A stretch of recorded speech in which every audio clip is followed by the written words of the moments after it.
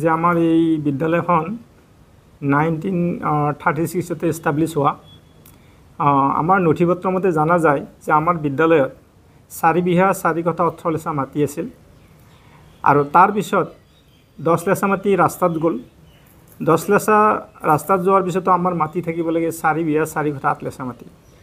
কিন্তু এতিয়া গম পোৱা যায় যে আমাৰ বিদ্যালয়ৰ দক্ষিণ ফালটোত কিছু অবৈধ বা বেদখল চলি থকাৰ কাৰণে আমাৰ বিদ্যালয়ত সিমানখিনি মাটি নাই। আৰু এটা আচৰিত কথা, আমাৰ বিদ্যালয়ৰ দক্ষিণ পশ্চিমত এটা বিল্ডিং বনাইছে। সেই বিল্ডিংটো আমাৰ বিদ্যালয়ৰ বেৰৰ ওপৰতে মানে তেওঁলোকৰ বিল্ডিঙৰ ৱাল দিছে, যাৰ কাৰণে আমি বিদ্যালয়ত যথেষ্ট অসুবিধা পৰিছোঁ। তাতো বেদখল হোৱা বুলি এটা আমাৰ মনে কয়। গতিকে এই বিষয়ত যদিহে আমাৰ চৰকাৰীভাৱে সৰজমিন তদন্ত কৰি আৰু ডিমাৰ্কেশ্যন কৰে, তেতিয়াহ'লে হয়তো বিদ্যালয়ৰ মাটিখিনি ওলাই পৰিব।